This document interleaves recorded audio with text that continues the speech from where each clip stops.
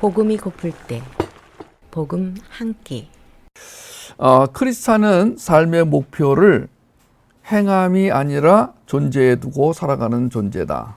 영어로는 doing이 아니고 being이다. 굉장히 중요한 거예요. 많은 사람들이 무엇을 해야만 기독교인답다 이렇게 생각을 합니다. 하고 안 하고가 중요해요. 이 사람들에게는 했느냐 안 했느냐. 그런데 우리는 그 행함이 목적이 아니고 존재가 목적이다. 이렇게 말하면은 사람들은 고개를 갸웃거립니다. 아니 기독교인이 착한 일을 하고 도덕적인 일을 하고 윤리적인 삶을 살아야지. 그게 아니라면 너무 무책임한 거 아니냐. 아닙니다. 우리가 지금 존재라고 하는 것이 그 안에 행함이 포함된 거예요, 사실은. 그러니까 행함을 목표로 하면 내가 주체가 되고 내가 주인공이 되는 거예요. 존재가 목표가 되면 내가 주체가 아니고 하나님이 주체가 되시는 거예요. 그래서 이거는 주체의 문제예요. 누가 왕이냐의 문제예요. 그러니까 행함이냐 존재냐 이 문제는 이 단어 하나에 너무 매달리지 마시고 내 인생의 주체가 누구냐, 내 인생의 왕이 누구냐 이쪽으로 가시면은 오히려 이해하기 더 편하실 것 같아요. 건강한 크리스찬은 다른 무엇보다 자신의 위치와 상태를 체크합니다. 그래서 내가 지금 어디에 있느냐. 여러분들 오늘도 하나님의 복음을 먹을 수 있는 위치에 와 계세요. 여러분 참 건강하신 거예요. 왜냐하면은 건강하지 않은 사람은 잘못된 위치에 가 있어요. 우리 야구 시합 보면은 공이 날아올 때 그 공이 날아와 받기 좋은 위치에 있는 그 수비수가 있고 엉뚱한 데가 있다가 공을 놓치는 수비수가 있잖아요. 똑같아요. 우리는 이제 이렇게 살다 보면은 이 시간에는 여기 가 있어야 내가 복음을 먹을 수 있구나. 그러니까 이게 지금 우리한테 자연스럽게 그 존재로서 내 안에 그 구성이 돼 있어야 돼요. 그러니까 너 어디에 있니? 맨날 물어보지 않아도 거기 있구나 이렇게. 그러니까 매일같이 윤영아 너 어디 있어? 윤지야 너 어디 있니? 이렇게 물어보지 않아도 거기 있구나. 그러니까 안심이 되는 거예요. 그러면은 그 다음부터 이제 안 물어보는 거야. 근데 어떤 사람은 계속 물어봐야 돼. 혹시 잘못된 데가 있는 거 아니에요? 거기 어디예요? 이거 뭐 엄마가 딸한테 너 지금 어디야? 이렇게 물어보는 거하고 똑같아요 지금. 왜 물어보겠어요? 걱정이 되니까. 근데 어떤 경우에는 물어보질 않아. 왜냐하면 믿으니까, 신뢰하니까. 그러니까 하나님과 우리 사이에 하나님이 언제나 너 어디에 있니? 이렇게 물어보지 않아도 하나님이 그냥 늘 거기 있구나. 우리도 하나님 어디 계신 거예요? 어디에요? 제발 좀 이렇게 하는 게 아니라 거기 계시는군요. 자, 우리가 이제 이런 위치의 문제, 그 다음에 상태. 이게 뭐 상태 참 중요합니다. 우리 생선 같은 거 상태 나쁜 거 먹으면 금방 배탈 나잖아요. 뭐 썩은 거 먹으면 금방 배탈 나잖아요. 겉으로는 멀쩡한데 그 속이 썩은 거 있어.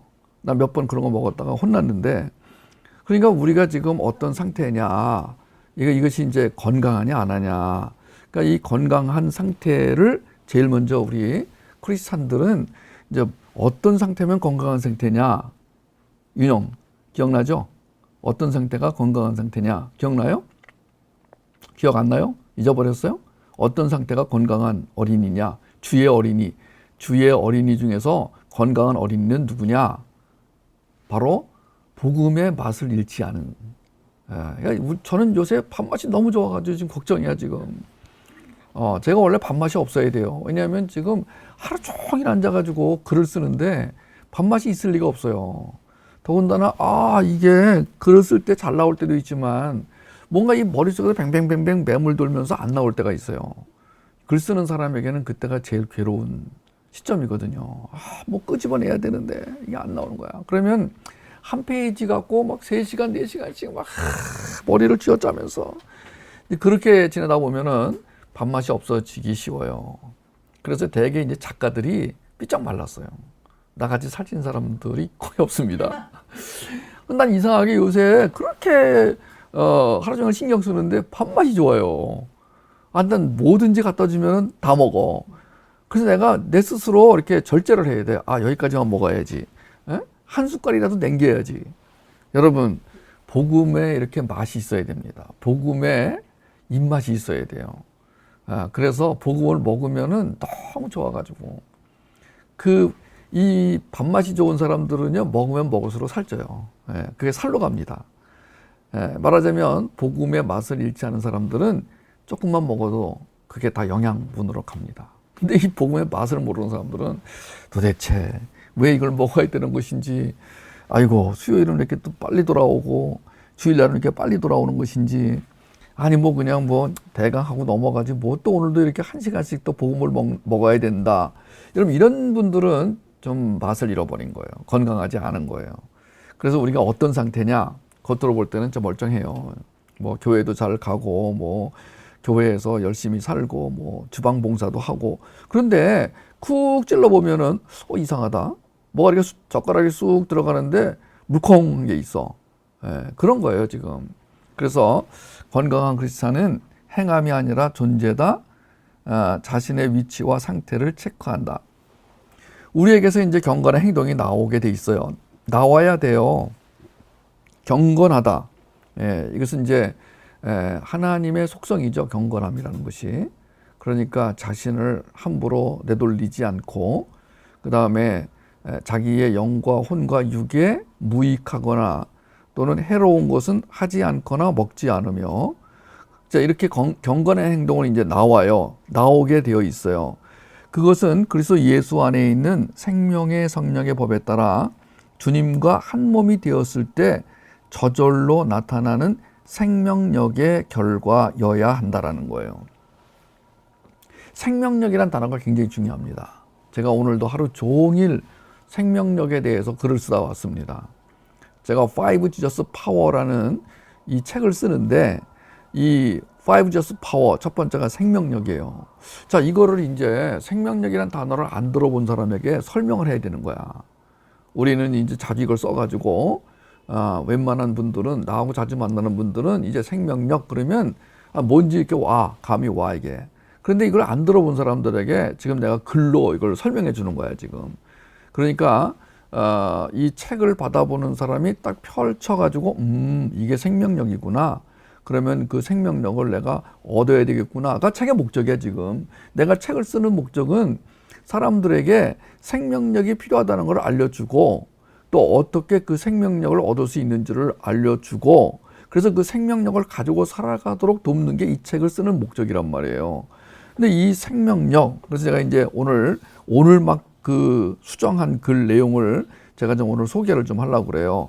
생명력이 너무 좋기 때문에 제가 오늘 이것을 하루 종일 정리하다가 한 2페이지 정도를 가지고 와봤어요. 한번 읽어드릴게요. 이것은 이제 별지에 있는 내용이니까 들으시면서 중요한 것들을 좀 메모해 주시면 좋겠습니다.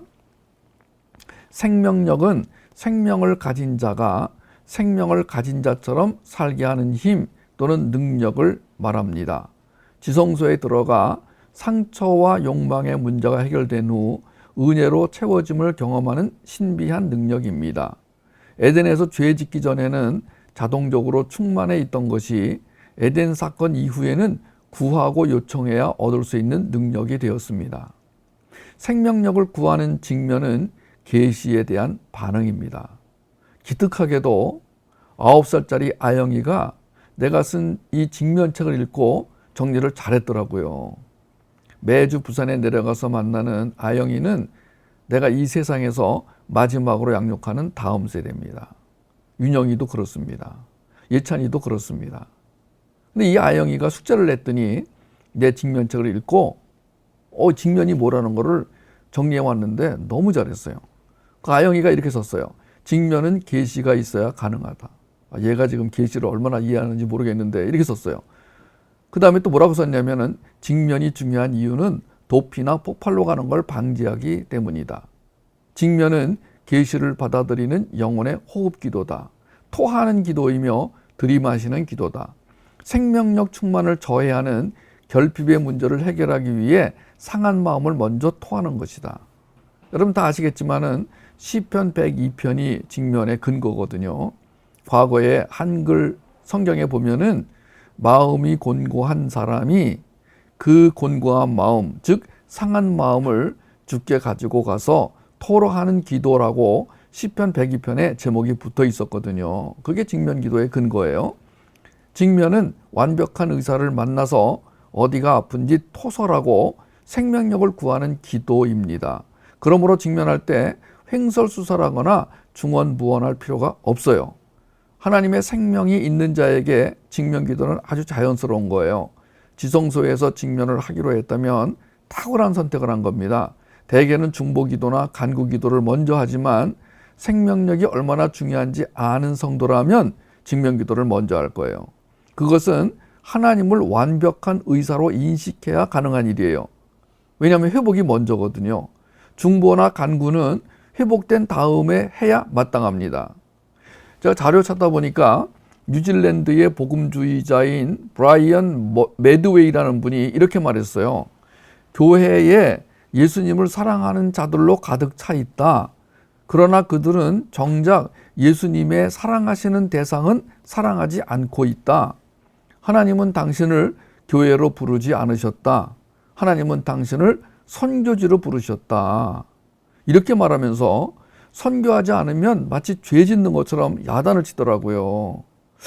저는 이거를 읽고 생각을 해봤어요. 아니, 우리를 교회로 부르시지 않으셨다니, 우리를 선교지로 부르셨다니, 이건 좀 문제가 있는 말이네. 근데 이거를 어떤 목사님이 인용하시면서 맞다, 우리는 지금 다 선교지로 가야 된다, 선교지에 가서 죽어야 된다, 뭐 이렇게 썼더라고요. 저는요, 분명히 오늘 이 시간에 이렇게 여러분에게 말씀드리고 싶어요. 회복이 먼저입니다. 그래서 회복을 구하는 건 절대로 이기적이 아닙니다. 예수님의 십자가는 먼저 나에게 맞춰져 있습니다.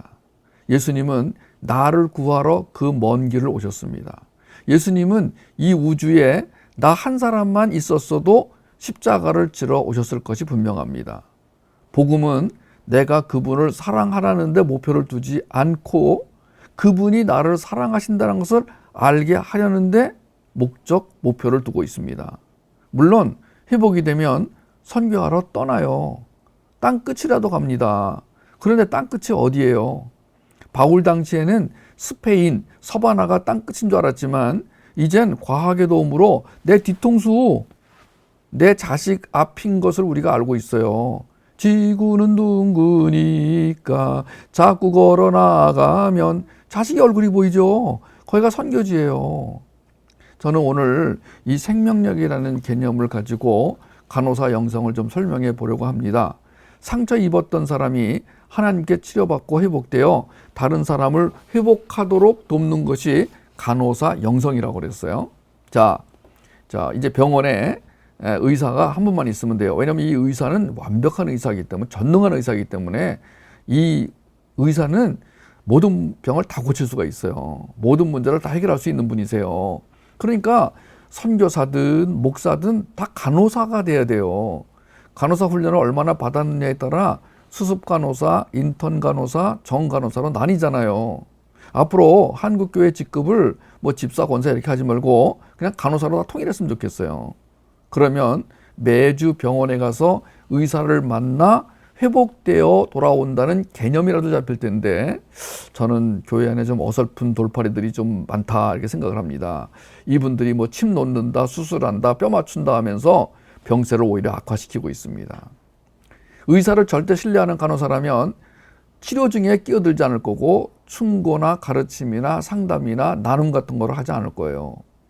제가 보니까 요새 한국교회에 뭐 유대인을 본받아 뭐 훈계하고 징계하고 율법과 절기를 지켜 우리 자녀를 잘 키우자, 이런 분들이 좀 많이 있은 것 같아요. 저는 지성소에 들어가 의사로부터 회복의 은혜를 경험하는 것이 자녀 양육에 정말 중요하다. 무슨 절기를 지키고 무슨 율법을 지키고 좀 거시기합니다.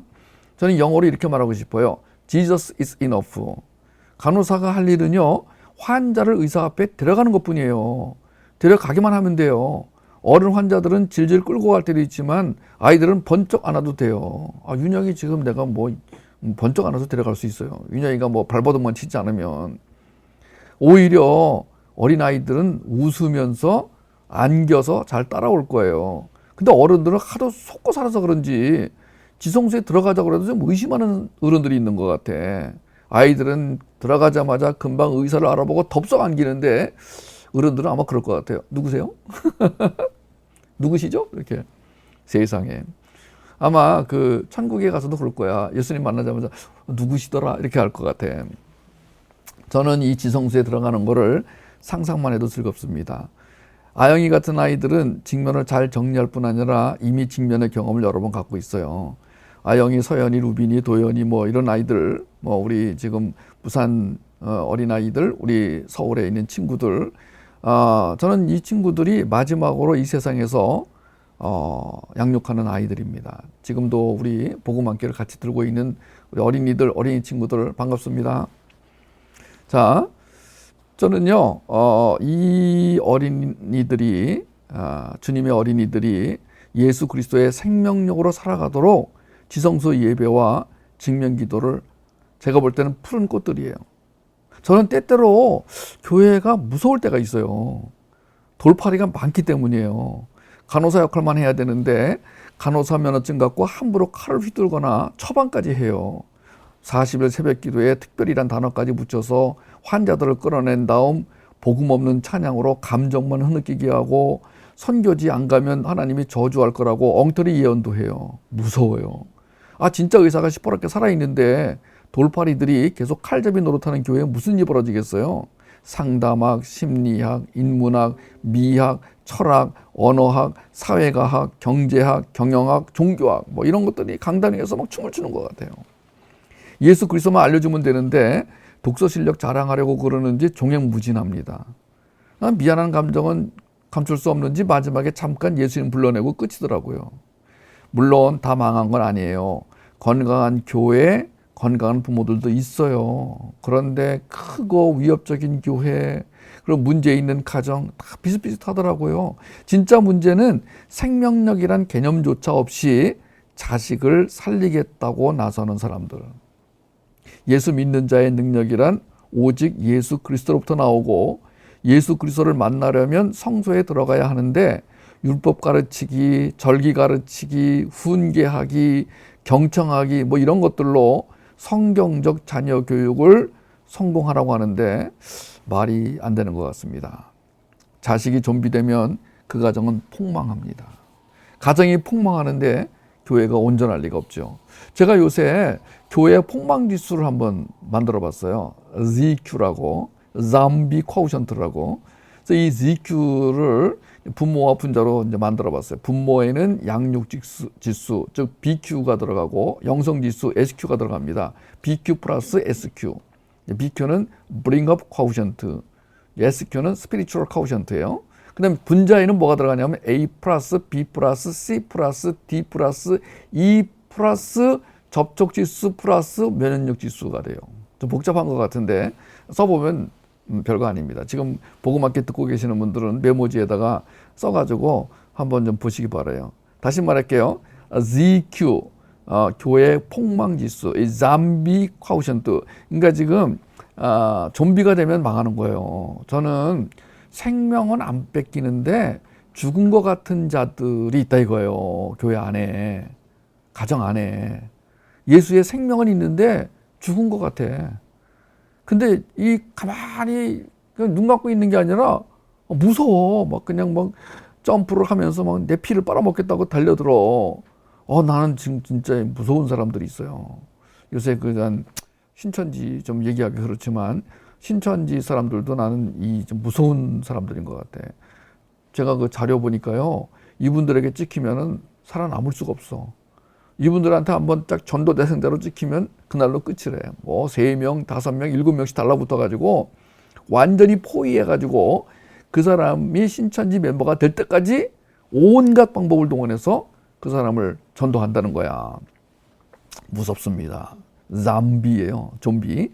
여기에 이제 우리가 얼마나 우리가 건강하게 양육할 수 있느냐, 그걸 BQ로 이제 표현하는데, 이 BQ 안에 또 이제 체크리스트를 제가 만들어 드리려고 그래요. 그 다음에 SQ.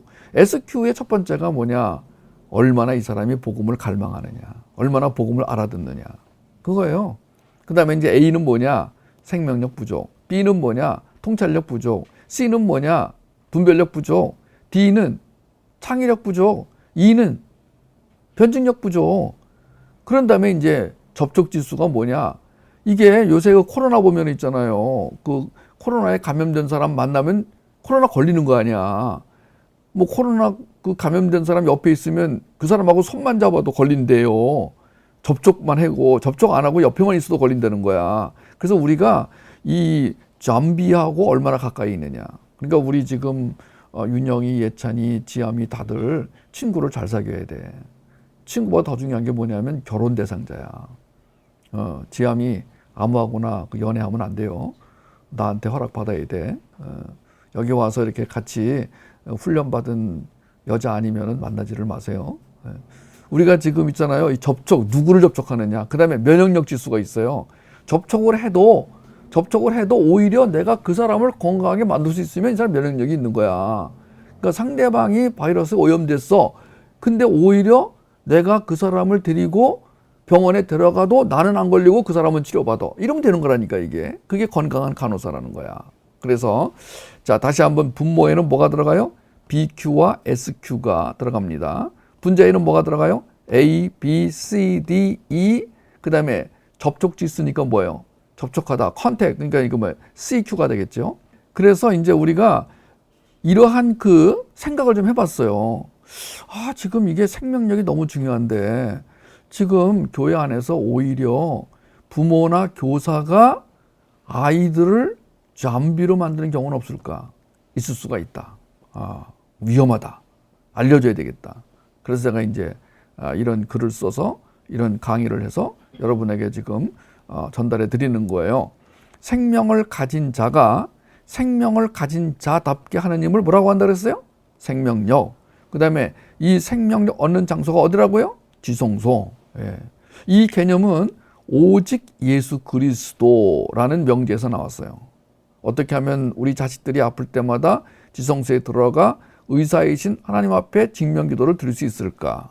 구원은 하나님의 은혜로 족하고 회복은 예수 그리스도의 생명력으로 충분하다는 걸 어떻게 하면 알게 할 수 있을까? 전 여기가 굉장히 참 중요한 부분입니다. 그러니까 구원이라는 것은 나의 노력으로 얻어지는 것이 아니다. 나의 행위로 얻어지는 것이 아니다. 하나님의 은혜로 얻어지는 것인데 하나님의 은혜면 족하다. 하나님의 은혜가 모자라가지고 얘 좀 채워줘라. 내가 힘이 딸려. 네가 좀 잘 살아줘야 구원이 이루어질 거 아니야. 이러시지 않는다는 거예요. 이미 하나님의 은혜는 나를 구원하시기에 충분하시다. 그것을 뭐라고요? Jesus is enough. 예수님으로 충분합니다. 그래서 우리가 이제 그 예수 그리스도의 생명력으로 가득 채워지게 되면 거기서 뭐가 나오느냐? 경건한 삶을 살 수 있는 그 능력, 힘이 나온다. 이해가시죠? 제자 훈련에 목숨을 거는 교회가 많은데 저는 제자 훈련에 어떻게 하면 건강한 간호사를 많이 배출할 수 있을까? 이런 내용을 좀 넣어야 되겠다. 좀 넣어주세요. 건강한 부모 교육에서도 생명력을 가진 간호사 개념을 빠뜨린다면 앞으로 좀비 바이러스에 감염되는 아이가 점점 많아질 거라고 생각해요. 예언합니다. 뭐 아이들뿐 아니에요. 어른들도 이 좀비가 되는 어른들이 많을 거예요. 간호사는 축복의 통로가 되는 지성소에 살죠. 마음을 지성소로 만들어 주겠다는 주님 약속을 믿습니다. 간호사가 거하는 지성소는 생명력을 얻는 유일한 곳이죠. 지성소는 예배를 통해서만 들어갈 수 있다는 거 잊지 마세요. 예배를 통해 지성소에 들어간 후 직면기도를 통해 상처의 문제와 욕망의 문제가 해결된 다음 하나님께 달라고 하기만 하면 풍성하게 채워지는 엄청난 힘이 생명력이에요. 근데 지성소는 아무나 들어갈 수 있는 곳이 아닙니다. 오직 그리스도의 생명이 있는 사람만 지성소에 들어갈 수 있습니다. 그러므로 생명이 있고 없고에 따라 사느냐 죽느냐도 결정되지만 지성소에 들어갈 자격이 있냐 없느냐도 결정이 됩니다. 우리에게서 나오는 경건한 행동은 그리스도 예수 안에 있는 생명의 성령의 법에 따라 주님과 한 몸이 되었을 때 저절로 나타나는 생명력의 결과다. 요 부분에서 제가 보충 설명을 좀 해드렸습니다.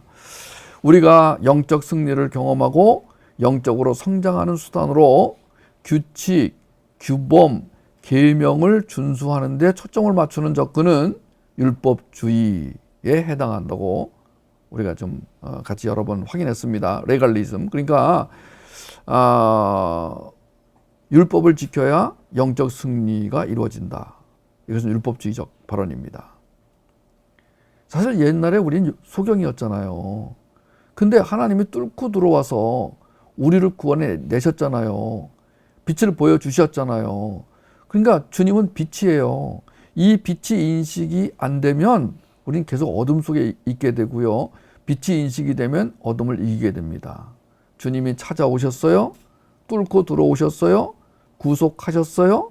그리고 그분은 내 안에 충만하게 거하세요. 그분이 오늘 나의 삶에 역동성을 일으키세요. 우리는 언약 안에서 신부된 자로 하나님 나라 완성을 위해 도구로 쓰임 받고 있습니다. 계속해서 받게 될 것입니다. 그런데 율법주의는 이렇게 설명하지 않고 규칙을 지켜라, 규범을 지켜라, 계명을 지켜라. 율법은 우리를 묶어요. 그래서요, 율법의 문제가 뭐냐면 첫째는 종교 생활을 하게 해요. 신앙 생활이 아니고. 그래서 봉사와 헌신을 강조합니다. 그 다음에 시야를 좁힙니다. 이렇게. 율법만 바라보는 사람들은 시야가 좁아요. 율법을 지켰냐 안 지켰냐. 그러니까 예수님 당시에도 예수님이 그 안식일 날 밀을 비벼가지고 죄다 들고 먹었다고 왜 안식일 날 이 밀을 먹었냐. 그걸 따지고 있는 거예요. 지금도요. 율법주의자들은 안식일 날 몇 미터를 걸었냐. 거기서 1미터만 나가도 감옥에 집어넣을 정도로 난리를 친단 말이에요. 시야가 좁은 거예요. 그 다음에 율법주의는 하나님 나라 개념을 약화시켜요. 하나님의 나라는 우리가 살고 있는 모든 영역인데 율법주의에 빠지게 되면 너무너무 좁은 길을 걸어가면서 지켰냐 안 지켰냐, 넘어갔냐 안 넘어갔냐, 너무 하나님 나라 개념을 약화시키고 있어요. 그 다음에 하나님의 주권. 하나님의 주권이 왜 중요합니까? 하나님은 그 주권으로 나를 살리셨다니까요. 나를 그 율법의 매임에서 나를 꺼내어 은혜 가운데 들어가게 하셨다니까요. 그리고 이 개념이 없어요. Five Jesus Power. 이 개념이 없습니다. 율법주의는 인간이 자기 행동을 근거로 하나님의 용서나 축복을 구하는 일체의 체계를 일컫는 말이에요. 이런 식으로 사는 사람을 율법주의자라고 합니다. 하나님이 우리에게 요구하시는 모든 명령을 책임 있는 행동이라고 한다면 연합의 의미와 절대 의존의 의미를 모른다는 증거죠. 책임져. 책임져야 돼. 너는 지금 네가 하는 행동에 책임져야 돼. 예, 책임져야죠. 아무렇게나 살면 안 됩니다. 우리에게서 경건한 행동이 나와야죠. 그런데 문제는 뭐냐? 그 책임져야 할 그 주체가 나라면 이제 뭐가 문제가 되냐면요. 하나님의 사랑은 있을 곳이 없는 거예요. 하나님의 사랑이 은혜고 은혜가 능력이에요. 하나님의 사랑, 능력, 은혜, 그리고 생명력은 다 같은 개념입니다. 이것이. 우리가 아까도 말했지만 Jesus is enough가 무슨 뜻이에요? 하나님의 은혜는 나의 책임보다 크다, 족하다. 물론 우리가 막 아무렇게나 살면 안 되죠. 근데 생각해 보세요. 예수 그리스도의 생명력이 가득 차 있는 사람이 어떻게 아무렇게나 살 수 있겠어요? 벌써 아무렇게나 산다는 그 자체가 예수 그리스도의 능력이 없다는 얘기거든요. 그럼 먼저 그게 채워져야 되는 거 아니에요? 아니, 자동차가 지금 안 가는데 지금 뭐가 문제예요? 자동차가 지금 안 가. 예, 그럼 제일 먼저 어디를 점검해 봐야 되느냐? 연료 탱크. 그 자동차에서 제일 먼저 눈에 앞에 보이는 게 뭐냐? 연료 탱크 그 게이지예요. 지금 얼마나 연료가 차 있느냐. 아니, 이걸 먼저 봐야 될 거 아니야. 차가 지금 안 나가는데 연료가 있냐 없냐 이거 안 보고 말이죠. 막 가서 밖에 나가서 망치로 두들겨 보고 뭐 바퀴를 발로 차보고 이러는 사람 바보잖아 지금. 우리에게서 만약에 그 책임 있는 행동이 안 나온다. 경건한 행동이 안 나온다. 그러면은 내 안에 그것을 일으킬 수 있는 그 파워가 있냐 없냐. 즉 자동차가 지금 앞으로 안 나간다면 지금 이 앞으로 나가게 하는 연료가 있냐 없냐 이거부터 확인하는 게 필요하다는 거예요. 그래서 우리가 만약에 연료가 없다 그러면 연료를 채워야 돼. 근데 연료를 채우는 방법이 은혜로운 방법은 뭐냐면 달라 그러면 주신다 이거예요. 무료 주유권이 있어. 이게 은혜가 말하는 거야 지금. 너는 예수를 그리스도로 믿었니? 영접했니? 그래서 너는 예수 그리스도의 자녀가 되었니? 그러면 너에게 이 무료 주유권이 평생 주어진다. 이게 은혜라니까. 이게 복음이라니까요. 복음이 그걸 알려주는 거라니까. 제가 왜 옛날에 그런 비유 했잖아요. 어떤 그 유람선을 타고 가는데, 큰 배를 타고 가는데, 아니 지금 종업원이 이렇게 직원이 지나가다 보니까 저 구석에서 뭘 부스럭부스럭 먹고 있어 혼자서. 지금 다른 사람들은 저기 지금 버페 식당에서 지금 맛있는 걸 먹는데 뭐 고기 같은 거 갖다 먹는데 이 사람은 저 구석에서 뭘 부스럭부스럭 먹고 있어. 그래서 아저씨 여기서 뭐 하세요? 그랬더니 지금 나 밥 먹고 있다는 거야. 그래서 아니 그게 밥이에요? 그랬더니 그렇다는 거야. 그 보니까 손에 비스켓 몇 개 남은 거야 이게. 그래서 그게 무슨 밥이에요? 그랬더니 내가 지금 비스켓을 한 2통을 갖고 왔는데 지금 다 먹고 얼마 안 남았다는 거야. 아껴 먹어야 된다는 거야. 그래서 아니 지금 아저씨는 이 배에 올 때 어떻게 들어왔어요? 그랬더니 표를 갖고 왔지. 그럼 표를 보여주세요. 그랬더니 아저씨가 자 여기 배표가 있어. 그러니까 보여주는 거야. 그러니까 아니 그 배표에 이 배에서 뭐든지 먹을 수 있는 그 자격이 있고 권리가 있고 어디 나갈 수 있는 권리가 있다는 거예요. 뭐 하다못해 뭐 그 영화도 볼 수 있고 뭐 수영도 할 수 있고 그 이 배표 한 장에 모든 권리가 다 들어 있는데 왜 거기서 그렇게 구석에서 그 과자 부스러기 먹고 있냐? 그것도 오래된 과자를. 그랬더니 이 아저씨가 놀래가지고 난 몰랐어. 지금이라도 알았으니까 빨리 가세요. 그랬더니 막 뛰어가서 그 맛있는 걸 먹었다는 거 아니에요. 여러분 하나님이 우리에게 평생 주유권이 아니라 영생 주유권을 주셨어요. 그러니까 우리 안에 지금 채워야 할 것을 채우는데 주세요. 그럼 되는 거야. 하나님 주세요. 이렇게. 네. 그게 이제 직면기도야. 그게 지성소에 가서 주십시오. 하나님 주십시오. 이게 직면기도란 말이에요. 예배를 통해서 얻을 수 있다. 근데 율법주의적 접근은 크리스천의 삶을 어쩔 수 없이 해내야 하는 피곤한 과업으로 전락을 시켜버려요. 복음에 대한 은혜 지향적 접근은 이와 반대로 지성소된 마음에서 자연스럽게 일어난 사랑의 결과로 승격시키는 거하고 대조가 되죠. 결국 족쇄냐, 자유냐, 강요냐, 사랑이냐, 억지로냐, 자발적이냐. 여러분 어떤 삶을 살고 싶으세요? 족쇄에 묶여 살고 싶으세요? 자유로운 삶을 살고 싶으세요? 강요된 삶을 살고 싶으세요? 사랑에 의해서 자발적으로 일어나는 동기부여의 삶을 살고 싶으세요? 억지로 하고 싶으세요? 아니면 기쁜 마음을 하고 싶으세요?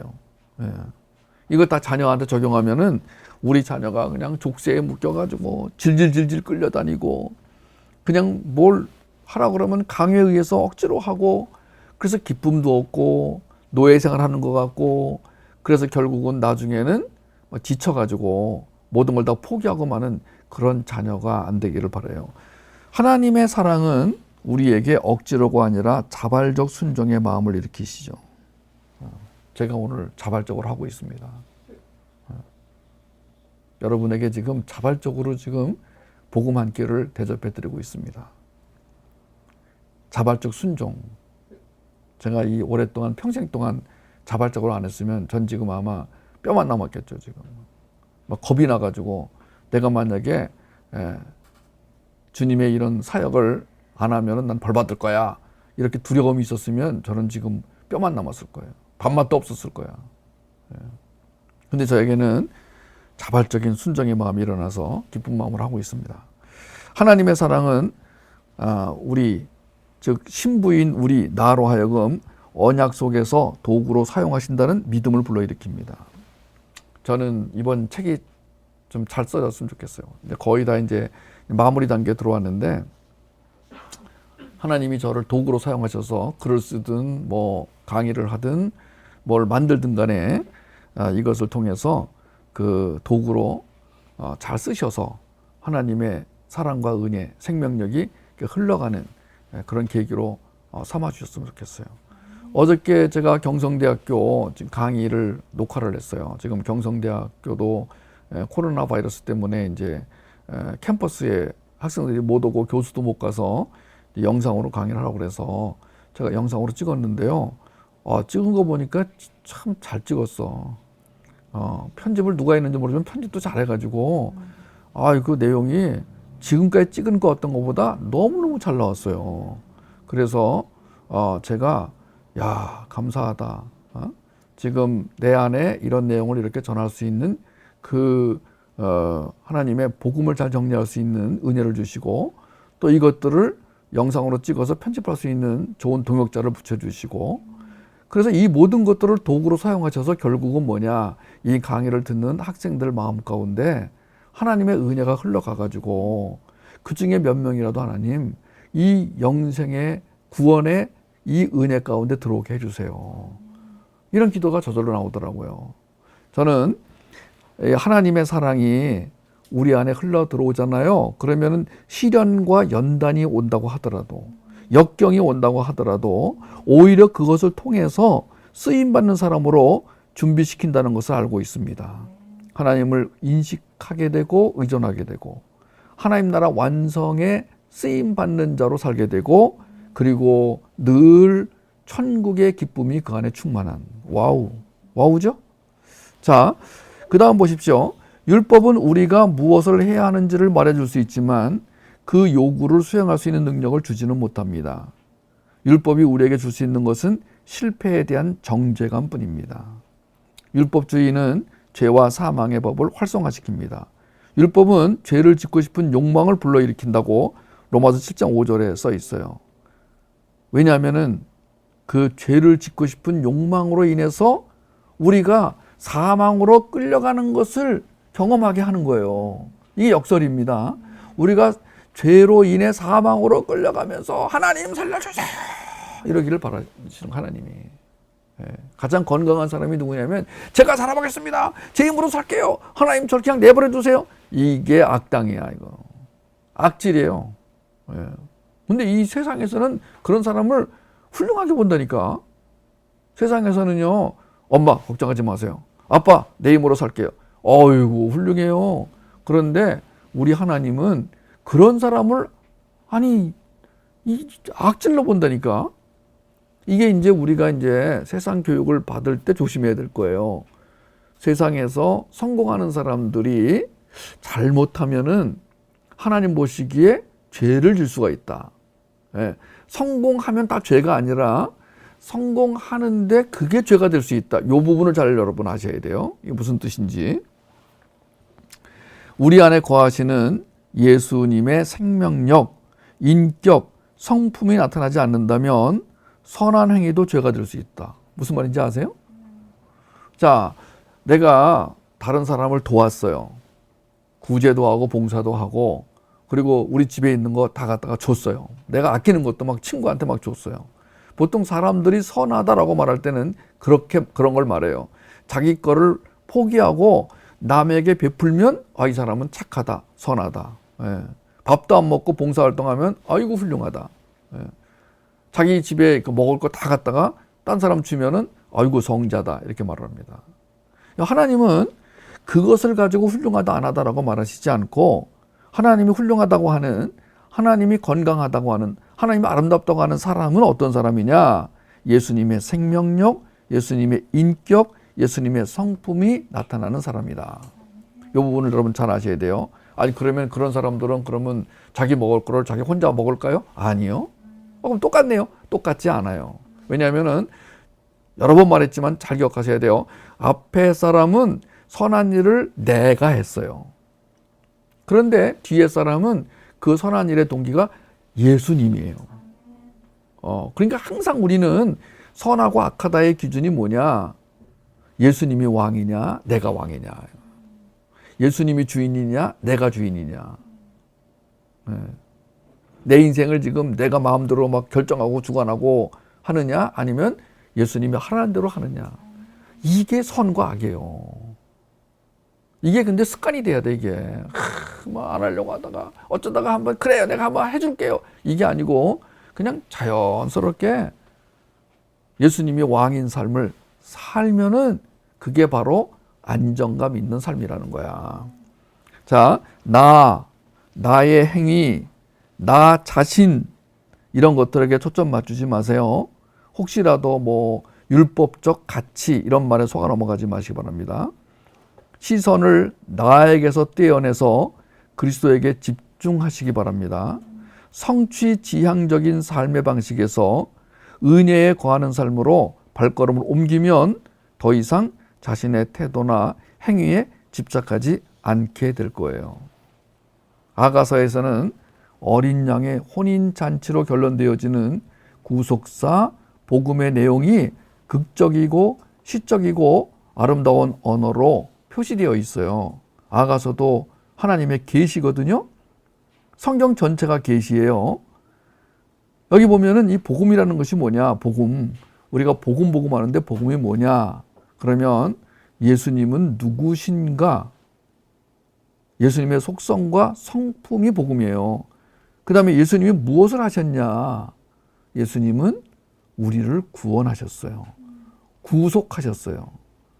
예수님이 피를 흘려 우리를 구해내셨어요. 이게 복음이에요. 둘 다 뭐예요? 공통 단어가 예수 그리스도예요. 예수 그리스도의 복음을 들으면 먹으면 믿음이 생겨요. 거기서 행동이 나와요. 삶이 나와요. 그게 존재 가치가 돼요. 우리는 이 복음 안에서 유다를 사랑하신 예수님, 또 아담을 사랑하신 예수님, 베드로를 사랑하신 예수님, 우리는 성경에 나오는 수많은 사람들을 사랑하셨던 그 예수님, 하나님, 성령님을 만나게 됩니다. 유다 같은 경우는 장자권을 인정하지 않고 그 첫째 아들 엘, 둘째 아들 오난이 죽자, 셋째 아들 셀라를 다말에게 주지 않고 하나님의 구원 역사를 막았던 그런 어처구니 없는 행동을 한 사람이 유다예요. 그러나 하나님은 유다를 사랑하셔서 유다를 죽이시지 않고 결국에는 유다를 통하여 하나님의 구속 사업을 완성해내세요. 아담도 마찬가지예요. 하나님은 아담을 그 즉시로 죽이시지 않으셨어요. 아담이 선악과를 따먹었지만 그가 죽을까 하여 이제 영원히 생명나무를 먹고 그 타락한 상태로 살까봐 오히려 아담을 살리시려고 에덴 동산 밖으로 쫓아내셨어요. 하나님은 베드로를 사랑하셨어요. 그래서 베드로가 스승님을 배반했을 때에도 그 베드로를 용서하시고 오히려 베드로를 위대한 사도로 삼으셨어요. 베드로의 행위 때문에 사랑하신 게 아니라 베드로였기 때문에 사랑했어요. 주님의 사랑은 모험을 해서가 아니에요. 내가 그분의 백성, 자녀, 신부이기 때문에 사랑하시는 거예요. 믿음은 계시가 체계화되고 개념화되고 생명력이 충만하여 불가항력적으로 그 주님을 사랑한다는 고백을 하게 만드는 것, 그게 믿음이고 그게 하나님의 선물이에요. 에베소 2장 8절에 이 믿음이 너에게서 난 것이 아니다. 히브리서 11장 1절에 그 믿음은 바라는 것들의 실상이고 보지 못하는 것들의 증거다. 그러니까 우리가 오늘 율법 아래에 들어가게 되면 이 복음의 은혜를 맛보지 못하게 돼요. 지켰냐 안 지켰냐, 했냐 안 했냐, 좁은 시야를 가지고 늘 그 두려움 속에 살아야 돼요. 왜냐하면 그거 안 지켰다 그러면 벌이거든요. 율법이라는 것은, 그 법이라는 것은 안 지키면 죽는 거예요. 안 지키면 벌 받는 거예요. 그런데 은혜 아래 들어오니까 너무 좋은 거야. 하나님이 내가 다 해놨다. 너는 그냥 누리기만 하면 된다. 얼마나 좋은 거야. 근데 왜 사람들이 이 은혜를 벗어나서 자꾸 율법으로 가려고 하는지 알다가도 모르겠어요. 우리 성경 구절 몇 개만 찾아보고 이제 마무리하려고 합니다. 로마서 5장 20절, 율법이 들어온 것은 범죄를 더하게 하려 함이라. 아까 설명했죠? 우리에게 주님이 율법을 주셨는데요. 그 목적이 뭐냐? 범죄를 더하게 하여 우리로 하여금 나는 이제 죽게 되었구나. 살려주세요. 라고 하기 위해서 율법을 주셨다 그랬어요. 로마서 7장 1절에서 4절 남편이 죽으면 남편의 법에서 벗어나느니라 2절에 그러므로 너희도 율법에 대하여 죽임을 당했으니 이는 죽은 자 가운데서 살아나신 이에게 가서 열매를 맺게 하려 함이니라. 이 말씀은 더 이상 설명할 필요가 없어요. 우리가 율법을 전 남편이라고 말하는 근거는 바로 이 로마서 7장 2절 때문에 그래요. 그래서 이 율법이 나한테 와가지고 너 나랑 옛날에 잘 살았잖아. 근데 왜 자꾸 나를 피하고 그러는 거야? 스토커처럼 따라다니면서 옛날에 너랑 나랑 좋았잖아. 너랑 나랑 같이 붙어 살았잖아. 그럴 때 이렇게 말해주면 돼요. 그때 난 절대 행복하지 않았어. 이제 나는 새로운 주인이신 왕이신 예수님을 만났어.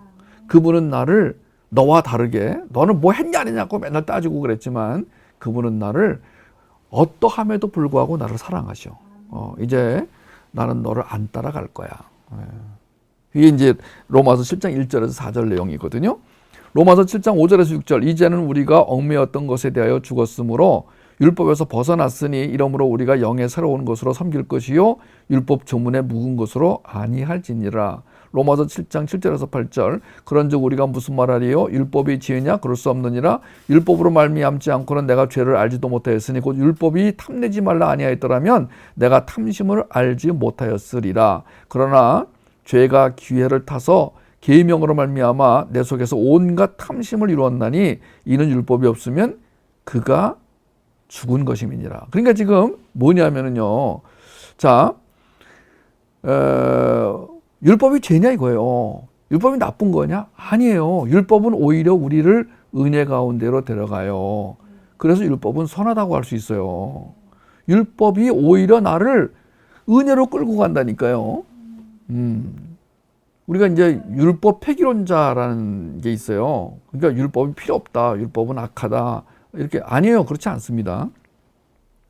고린도전서 15장 16절 만일 죽은 자가 다시 살아나는 일이 없으면 그리스도도 다시 살아나는 일이 없었을 터이요 그러면 너희 믿음도 헛되고 너희가 여전히 죄 가운데 있을 것이다. 자, 우리는 예수 그리스도와 함께 십자가에서 죽었어요. 그래서 다시는 율법이 나에게 이래라 저래라 못해요. 그리고 예수님과 함께 부활했어요. 살아났어요. 그래서 예수님과 죽고 예수님과 살았다는 이 개념이 굉장히 중요한 개념입니다. 요한일서 4장 19절 우리가 사랑하면 그가 먼저 우리를 사랑하셨음이라. 사랑 안에 두려움이 없고 온전한 사랑이 두려움을 내쫓나니 두려움에는 형벌이 있음이라. 두려워하는 자는 사랑 안에서 온전히 이루지 못하였느니라.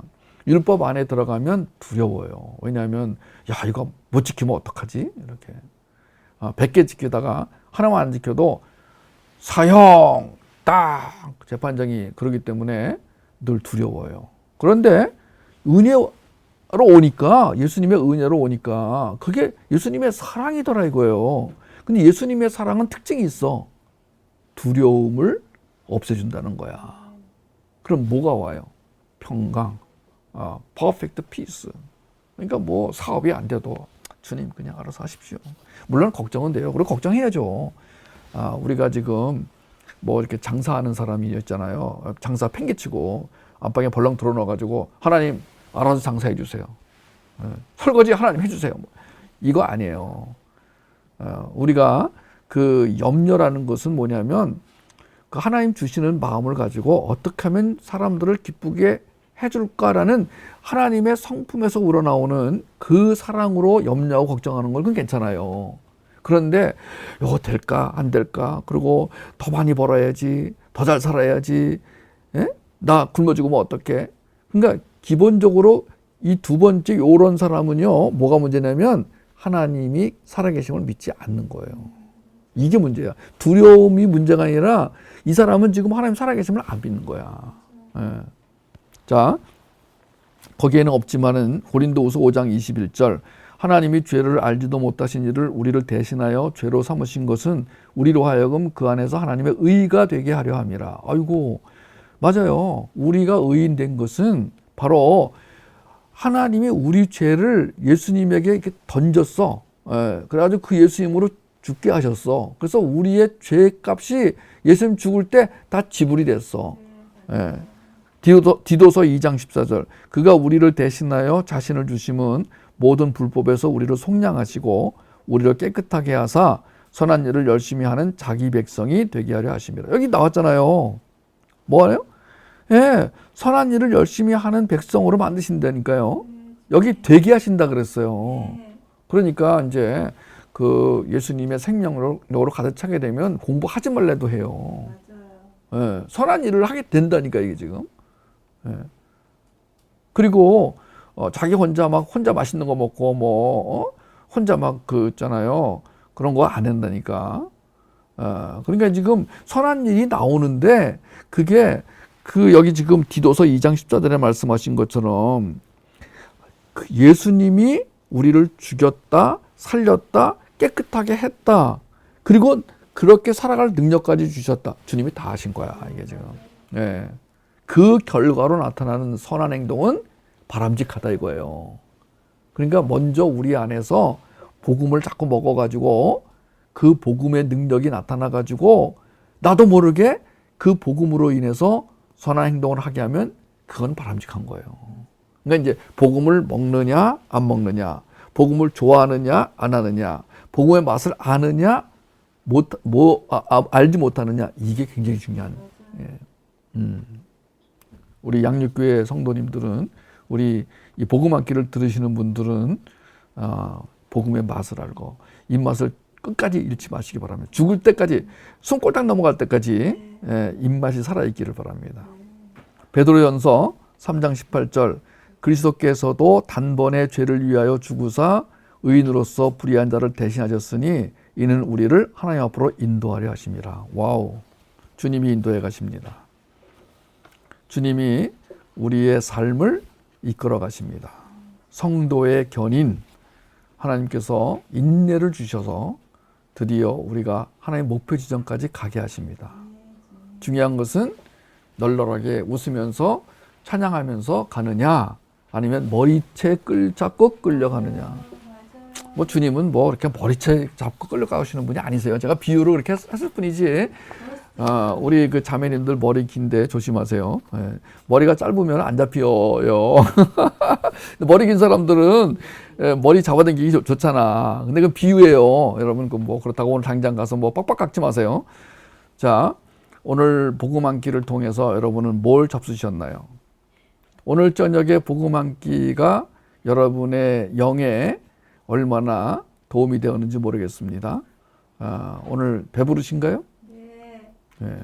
여러분 그 복음 한 끼를 통해서 참 이 밤에 세상이 어수선하고 좀 이렇게 조금만 정신줄을 놓으면은 불안해져. 뭐가 두려워. 그리고 내일을 알 수가 없어. 도대체 이게 나라는 어떻게 되는 것이며, 나는 어떻게 살 것이며, 지금 뭔가 좀 불안해 지금. 이 가운데서 폭풍이 불지라도 주님이 주시는 그 생명력의 은혜, 평안으로 가득 찬 시간이 되시기를 주님의 이름으로 축복합니다. 아멘. 복음의 맛을 잃지 않으신 여러분을 축하합니다. 축복합니다. 네, 기도하겠습니다. 하나님 아버지, 우리가 복음을 가지고 살면서 하나님의 은혜를 경험하게 하심을 감사합니다. 하나님의 사랑이 오늘도 우리를 인도해 가심을 믿습니다. 하나님의 은혜가 우리로 자유롭게 살게 하시고, 그리고 선한 행동으로 이끄시며 결국에는 우리를 통해서 주님의 나라를 이루실 것을 믿습니다. 우리와 우리 자녀, 우리 이웃에게 이 기쁨이, 소망이 흘러가게 하여 주시옵소서. 감사드리며 예수님의 이름으로 기도합니다. 아멘.